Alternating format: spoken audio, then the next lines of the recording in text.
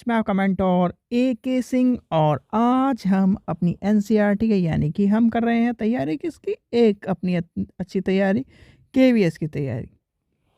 यानी कि आप सभी को पता है इस बार जो KVS में आ रहा है सब्जेक्ट यानी कि 100 नंबर आपके हाथ में है। अगर आप NCERT से अच्छी तैयारी करते हैं तो आपके 100 नंबर आपके पक्के। और दूसरी तैयारी है हमारी किसकी, 60 नंबर की। यानी कि टोटल मिलाकर अगर हम लेके चले तो हम 100 प्लस 60 नंबर की तैयारी कर रहे हैं। साइकोलॉजी की 60 और 100 नंबर का सब्जेक्ट की किसी भी उसको ले लीजिए या फिर आपका TGT BGT यानी कि किसी को भी ले लीजिए, आपके ये 160 नंबर की तैयारी आपको इम्पोर्टेंट है। तो समय व्यर्थ न करते हुए NCERT की तैयारी करेंगे। यानी कि NCERT में हम देख रहे थे अपनी 6th क्लास की पॉलिटिकल साइंस की, हमारी ज्योग्राफी की क्लास यानी कि ज्योग्राफी की हमारी कंप्लीट हो चुकी है। तो ज्योग्राफी की देखने के लिए आप प्लेलिस्ट में जाए NCERT की और उसमें जाकर देख लीजिए। अब चलते हैं समय व्यर्थ न करते हुए सेकंड चैप्टर देखते हैं। यानी कि आज का हमारा चैप्टर है क्या, क्लास सिक्स और लेसन नंबर 2। चैप्टर का नाम क्या है, विविधता एवं भेदभाव। तो पहला चैप्टर क्या पढ़ा था आपने, जल्दी बताइए, पहला चैप्टर क्या पढ़ा था हमने, भारत में जो विविधताएं हैं उसके बारे में पढ़ा था। यानी कि हम अपने देश में जो विविधताओं के को समझना था कि विविधता समझ क्यों रहे थे, क्योंकि ये जो चैप्टर है उसमें विविधता और भेदभाव था। विविधता को समझ में आ गई थी, यानी कि आपका जो देश है वो विविधताओं से भरा हुआ है। यानी कि एक ही जगह, यानी कि ये है आपकी क्लासरूम और इसमें हिंदू भी बच्चा है, मुस्लिम भी बच्चा है, क्रिश्चियन भी बच्चा है, यानी कि सभी तरह के बच्चे हैं और तब भी आपके साथ वो पढ़ते हैं।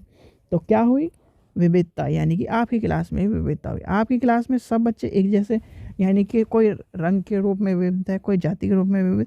तो ये सब चीज़ें हमने अभी तक पढ़ ली थी। तो चलिए आगे के चैप्टर पढ़ते हैं। आज जो हमें चैप्टर पढ़ना है वो है विविधताएं भेदभाव। दो शब्दों को ध्यान में देखिए, रख के देखिए आप कि आपको विविधता तो समझ में आ गई, अब आता है भेदभाव। क्या ये दोनों शब्द एक जैसे ही हैं? भाई आपसे पूछने लगे कि कोई विविधता और भेदभाव क्या एक जैसे शब्द हैं? भाई विविधता में क्या है कि एक क्लास में सभी अलग अलग हैं, उनके साथ कोई डिफरेंस क्रिएट नहीं हो रहा। और भेदभाव में क्या हो रहा है, यानी कि आपने कह दिया कि तू तो काला है और मैं गोरा हूँ, वो हो गया भेदभाव। यानी कि एक में चीज़ों को कैटेगराइज करा जा रहा है, यानी कि कैटेगरी में डाला जा रहा है कि ये है मैन, ये है वुमेन, ये OBC कैटेगरी में है, जनरल कैटेगरी, यानी कैटेगराइज करा जा रहा है। और एक में क्या कर रहा है, उसे नकारात्मक उद्देश्य से देखा जा रहा है, तो वो होता है भेदभाव। यानी कि इसमें ना नकारात्मक है ना सकारात्मक है, इसमें कैटेगरी में डिवाइड करा जा रहा है। और इसमें क्या कराया जा रहा है, इसमें आपको नकारात्मक उद्देश्य से भी देखा जा रहा है। तो ये हो गया हमारा सकारात्मक और नकारात्मक की पहलू को समझ लिया आपने क्या है। तो चलिए अब चलते हैं चैप्टर की ओर। ये चैप्टर इसमें कहानी, यानी कि आपने देखा होगा कि सभी क्लास की किताबों में कहानी के तौर पे है। तो सबसे पहले हमें पढ़ना है क्या, भेदभाव और विभेद, यानी कि भेदभाव और विविधताएं पढ़ना है। तो विविधताएं और भेदभाव को आपको मैंने समझा दिया है। तो सबसे पहला टॉपिक आता है आपका, चलिए पेज नंबर ले लेते हैं नेक्स्ट। तो पहला चैप्टर है, यानी कि पहला क्या है, पहला है आपका पूर्वाग्रह। यानी कि पूर्वाग्रह, बताइए आप पूर्वाग्रह और एक रूढ़िवादी शब्द होता है। चलिए पहले पूर्वाग्रह समझते हैं कि पूर्वाग्रह क्या होता है। भाई जब हम किसी के बारे में पहले से क्या राय बना लेते हैं, उसको अपने दिमाग में बैठा लेते हैं, तो वो होती है पूर्वाग्रह।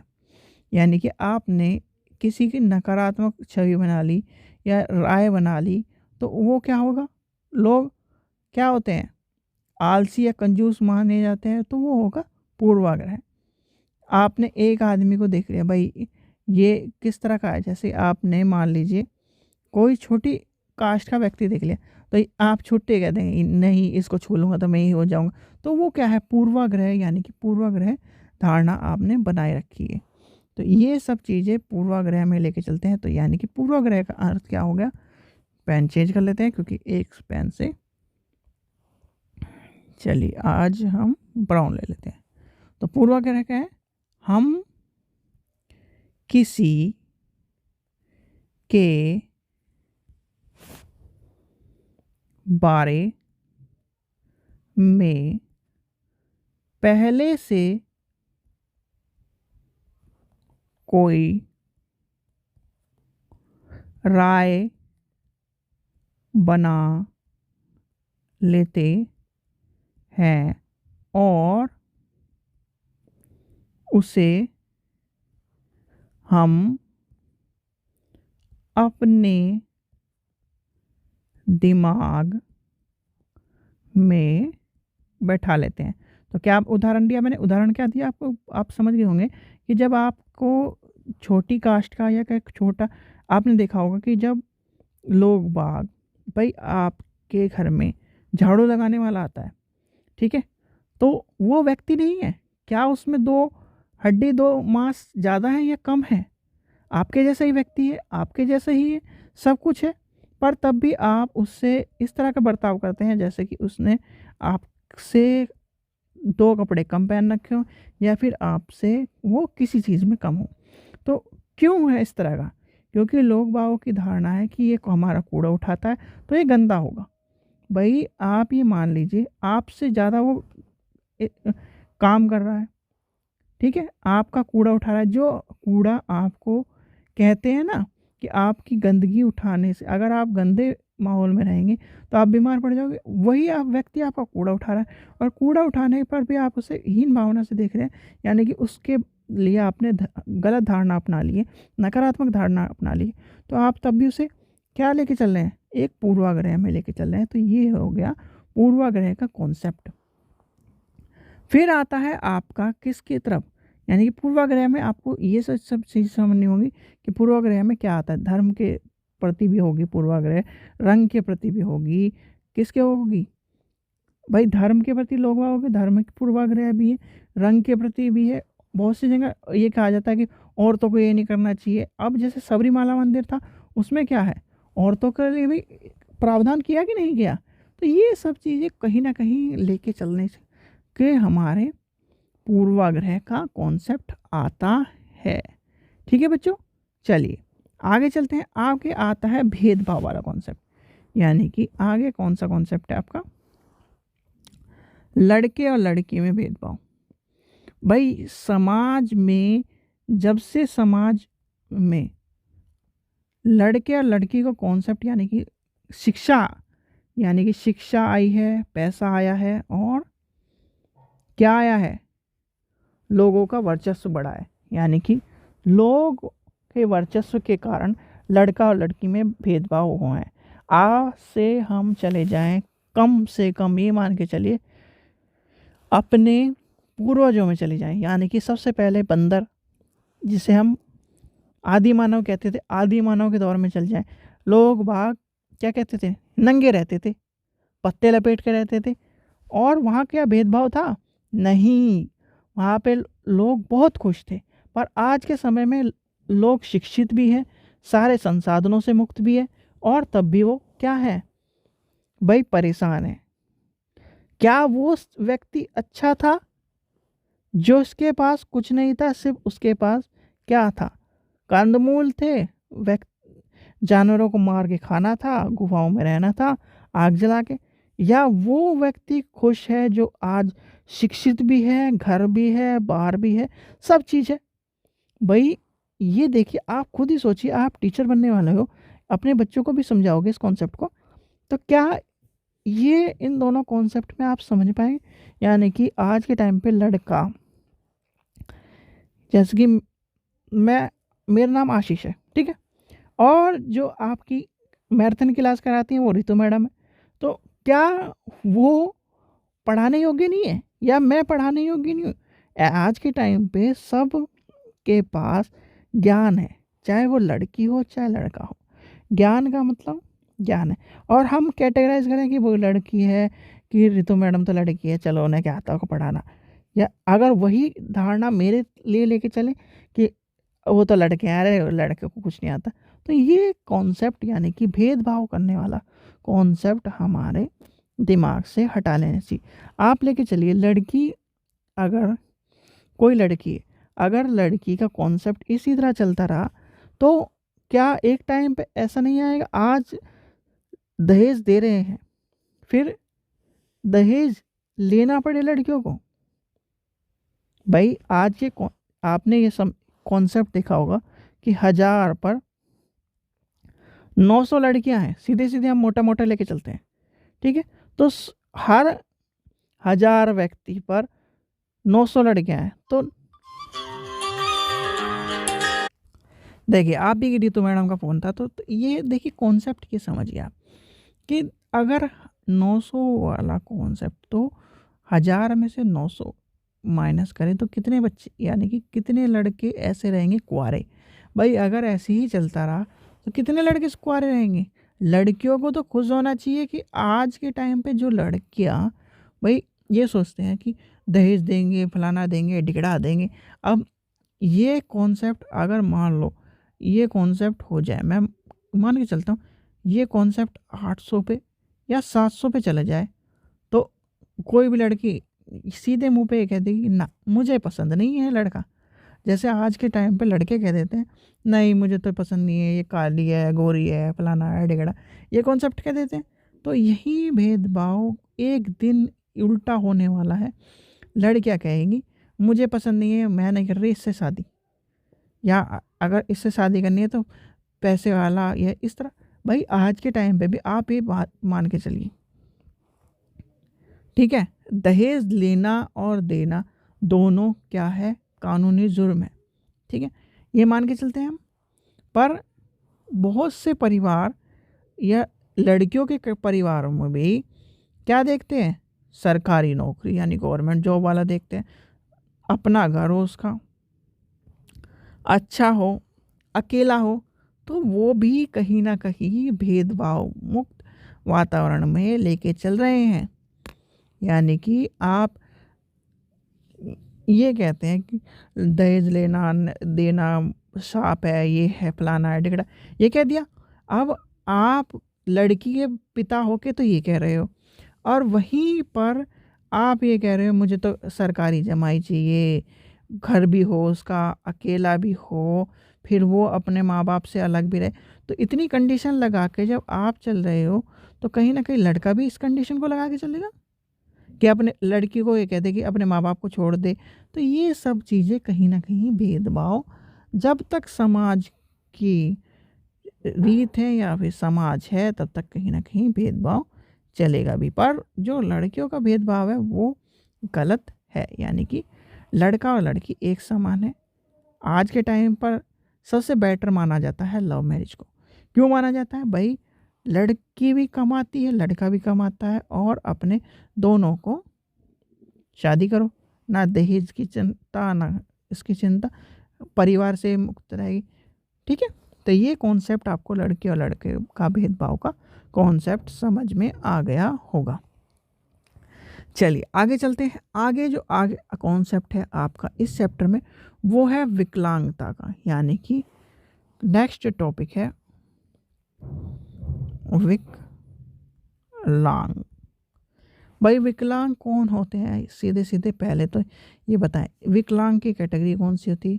यानी कि आपने देखा होगा कि जो बच्चे या फिर वयस्क आदमी या फिर जो व्यक्ति अपने पैरों से या किसी हाथ से या फिर किसी चीज़ से भी काम करने में विकलांग है, यानी कि काम करने में असमर्थ है, तो वो विकलांग है। खास ज़रूरत वाले बच्चे होते हैं विकलांग। यानी कि क्या है, और बच्चों इनके प्रति धारणा क्या है, यानी कि भेदभाव क्या, कि ये काम नहीं कर सकता, ये नहीं कर सकता। आज के टाइम पे आपने स्टीफन हॉकिंस का नाम सुना होगा। स्टीफन हॉकिंस जो थे वो ग्रेट साइंटिस्ट थे, क्या वो उस कैटेगरी में नहीं आते थे, विकलांग की कैटेगरी में नहीं आते थे? आज भी कोई भी साइंटिस्ट, कोई भी साइंस का स्टूडेंट, कोई भी फिजिशियन, यानी कि जब भी इनका नाम लेते हैं तो क्या उनका नाम स्टीफन हॉकिंस विकलांग थे ये नाम लेते हैं, या फिर स्टीफन हॉकिंस नाम लेते हैं? यानी कि जो भी साइंस स्टूडेंट यानी कि साइंटिस्ट होगा वो स्टीफन हॉकिंस लेते हैं। और उन्हें कहते हैं, देखिए उन्होंने कितनी अचीवमेंट की, कहीं भी विकलांगता का नाम नहीं आता। यानी कि क्यों नहीं आता? क्योंकि उनको हम सम्मान की नज़र से देखते हैं। अगर उसी तरह से हम सभी को सम्मान की नज़र से देखें तो क्या सब चीज़ें समान नहीं होगी? और फिर आपको कॉन्सेप्ट समझना है समावेशी का, यानी कि जो विकलांग और सामान्य बच्चा, यानी कि सामान्य बच्चा होगा वो किस में पढ़ेगा? सामान्य, यानी कि सामान्य स्कूल में। तो क्या होगा? समावेशी, यानी कि समावेशी शिक्षा। तो ध्यान रखना, समावेशी शिक्षा के ऊपर भी क्वेश्चन पूछा जा सकता है। अब आता है हमारा नेक्स्ट टॉपिक आता है, चलिए पेन भी नेक्स्ट ले लेते हैं हम। चलिए अब आता है, इसे बंद करते हैं, रूढ़िवादी धारणा। यानी कि आपने पहले पढ़ लिया पूर्वाग्रह, अब आते हैं रूढ़िवादी, यानी कि रूढ़िबद्धता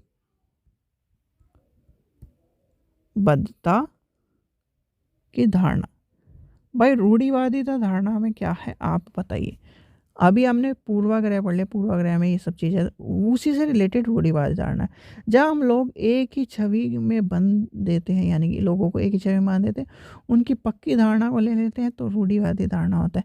यानी कि आपने देखा होगा कि कहते हैं क्या कि औरतों को ये काम नहीं करना चाहिए, औरतों को ये काम नहीं करना चाहिए मंदिरों में। यानी कि उनके जब 3-4 दिन पीरियड्स के टाइम होते उस टाइम पे औरतों को ये नहीं चाहिए। तो ये क्या है? रूढ़िवादी धारणा है, और कहीं ना कहीं लेके चलती है किसको? लोग धर्म के प्रति, लिंग के प्रति, कि जो औरतें हैं उनको इस तरह के काम नहीं करने चाहिए, लड़कों को इस तरह के काम नहीं करने चाहिए। यानी कि क्या है? मतलब खास दिन पे इस तरह नहीं रहना चाहिए। तो ये है पूर्वाग्रह और रूढ़िवादिता धारणाओं को बेवकूफ़ी ठहराती, यानी कि बेवकूफ़ ठहराती। अब आप लेके चलिए पूर्वाग्रह, यानी कि रूढ़िवादी धारणा को लेके चलें कि जब बच्चा होगा तो इस तरह के काम करेंगे, कोई मर जाएगा तो इस तरह के काम करेंगे, तो वो कहीं ना कहीं रूढ़िवादी धारणा है। कुछ तौर पर वैज्ञानिक चीज़ें भी, जैसे कि आप मानते हैं,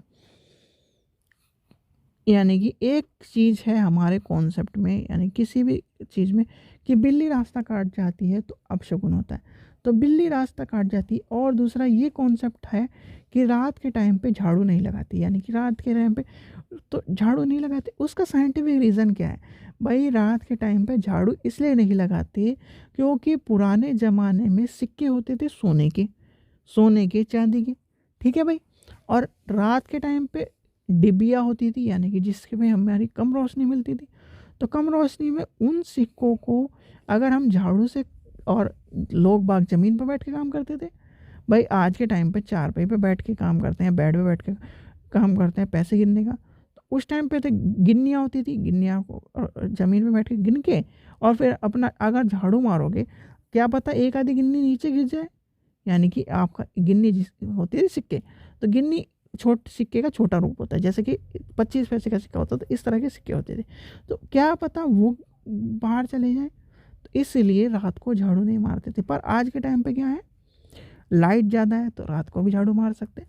तो ये सब कॉन्सेप्ट इसलिए आए हैं, ठीक है भाई। रूढ़िवादी धारणा का भी पता चल गया, यानी कि रूढ़िवादी धारणा और पूर्वाग्रह एक ही चीज़ मान के चलिए। अब आते हैं कौन सा कॉन्सेप्ट, यानी कि आपका आता है असमानता एवं भेदभाव। चलिए असमानता और भेदभाव, असमानता और भेदभाव भी एक, मतलब आपका जो चैप्टर है ये वाला एक ही जगह पर घूमता जा रहा है, पूरा का पूरा एक ही चीज़ बार बार आपको सुनने को मिलेगी, असमानता और भेदभाव। अब असमानता और भेदभाव क्या है? असमान किसके प्रति कर रहे हैं हम? लड़के और लड़की की तरफ। भेदभाव किसके तरफ प्रति कर रहे हैं? लड़के और लड़कियों के प्रति। आज भी आपकी क्लास में भी अगर आप सरकारी स्कूल में, कोएड स्कूल में पढ़ते हैं, तो यानी कि 30 लड़के और 10 लड़कियां मिलेंगी। 40 की क्लास होगी तो 50 की क्लास होगी तो क्या मिलेगा? 15 लड़कियां या 20 लड़कियां, ठीक है, प्लस 30। इस तरह का कॉन्सेप्ट मिलेगा। और क्यों मिलेगा भाई? इसलिए कॉन्सेप्ट मिलेगा क्योंकि क्या है? भेदभाव, असमानता। लड़कियों को क्या कहते हैं परिवार वाले?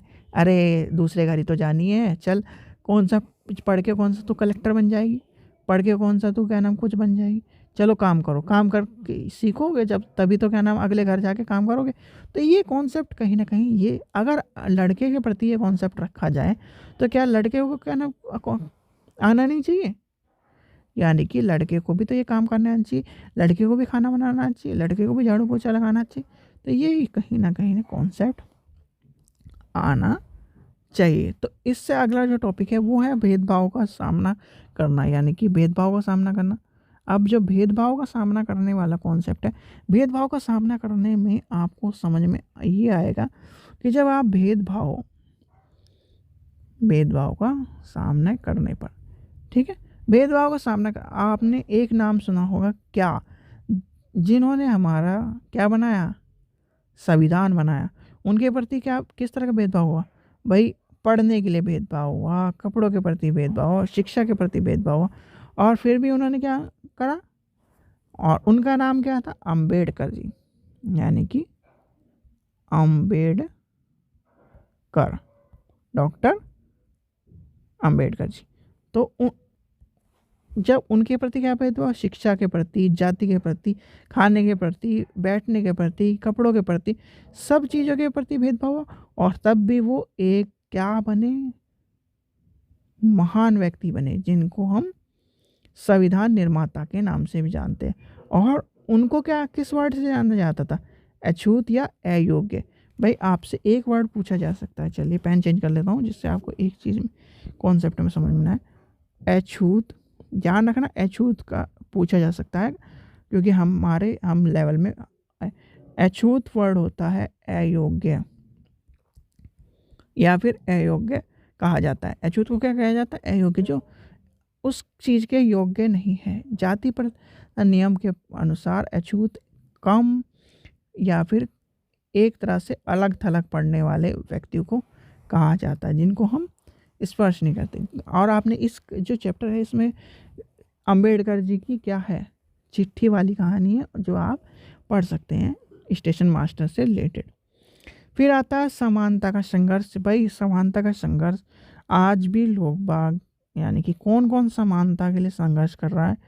आज भी आपने नक्सलवादी, माओवादी और इनका नाम सुना होगा। क्या ये भाई कुछ चीज़ व्यक्ति तो अपने जाति के प्रति, अपने सम्मान के प्रति लड़ रहे हैं, कुछ व्यक्ति अब जैसे औरतें हैं आज भी किस चीज़ के लिए लड़ रही हैं, हमें समान व्यवहार मिले, समान हमारे साथ भेदभाव ना हो, हमें सभी जगह प्रवेश मिले। तो कहीं ना कहीं किसके प्रति संघर्ष हो रहा है, समानता के प्रति, यानी कि समानता के प्रति संघर्ष हो रहा है। चलिए आगे है लास्ट कॉन्सेप्ट आपका, यानी कि है संविधान का जो चैप्टर है, यानी कि संविधान का एक पेज है जिस पे हम पढ़ते हैं भारत के संविधान की बातें। तो उसे समझा देता हूँ आपको। चलिए 1 मिनट में आपको रोक के उस चित्र पर लेके चलते। देखिए ये है भारत के संविधान की उद्देशिका, जिसे हम कहते हैं पहला पन्ना, यानी कि इसे किस नाम से जानते हैं, संविधान का पहला पृष्ठ, जिसमें स्पष्ट किया गया कि भारत के समानता प्रति समान अवसर मिलेगा। तो पहली चीज़ क्या है इसमें, हम भारत के लोग हैं, हम यानी कि हम भारत के क्या हैं, लोग हैं। पहले बता दिया हम भारत के लोग हैं, यानी कि भारत के बारे में बताया गया है। आगे क्या बताया गया है, हम एक संपूर्ण प्रभु संबद्ध समाज पंथ निरपेक्ष लोकतंत्र गणराज्य में बटे हुए हैं। यानी कि इसने क्या कहा है, सामाजिक समाजवाद, पंथ निरपेक्ष, धार्मिक, और आपने देखा होगा कि इसमें क्या है, धर्म की बात नहीं गई, पंथ निरपेक्ष यानी पंथ की बात की, लोकतांत्रिक गणराज्य बनाने के लिए तथा उसके समस्त नागरिकों को सामाजिक, आर्थिक, राजनीतिक न्याय, विचार, अभिव्यक्ति, विश्वास, धर्म और उपासना की स्वतंत्रता देते हैं। यानी कि सभी व्यक्तियों को सभी चीज़ों की स्वतंत्रता है। अगर आप क्या कोई व्यक्ति कहीं भी जाना चाहे तो उसे उसकी भी स्वतंत्रता है, धर्म की स्वतंत्रता, अपने धर्म के अपने विचार रखने की भी स्वतंत्रता है, बस दूसरे आदमी को ठेस ना पहुँचे। प्रतिष्ठ यानी अवसर समान दिए जाते हैं प्राप्त करने के लिए तथा सबके लिए व्यक्ति की गरिमा और अखंडता, राष्ट्र की एकता और अखंडता को बनाने सुनिश्चित करने वाले, बंधुत्वता को बढ़ाने के लिए ये सारी चीज़ें बताई गई हैं। और हमारा संविधान कब बन गया, यानी कि 26 नवंबर 1949 को एक, यानी कि ये डेट आपको याद रखनी है कि इस तारीख को हमारा संविधान बन के और लागू कब हुआ, 26 जनवरी 1950 बन के तैयार हुआ, ये डेट है 26 नवंबर। और 26 जनवरी को, और 26 जनवरी कॉन्सेप्ट मैं आपको समझा दूंगा, यानी कि 26 जनवरी कॉन्सेप्ट एक तरह से ये है कि इस दिन पहले जवाहरलाल नेहरू जी ने इसको संविधान के एक तरह से निर्माण करने की बात कर दी थी। तो ये कॉन्सेप्ट था, यानी कि ये आपका चैप्टर आज का जो था। ठीक है बच्चों, आशा करता हूँ आपको वीडियो पसंद आई होगी। वीडियो पसंद है तो लाइक करें, चैनल को सब्सक्राइब करें और वीडियो को ज़्यादा से ज़्यादा अपने दोस्तों के साथ शेयर करें। इसी तरह आपको एनसीईआरटी सारी कवर करनी है, यानी कि एनसीईआरटी अगर सारी कवर हो गई तो आपके 100 नंबर पक्के हैं, यानी कि एनसीईआरटी से ही पेपर बनता है, ध्यान रखना। चलिए, थैंक यू।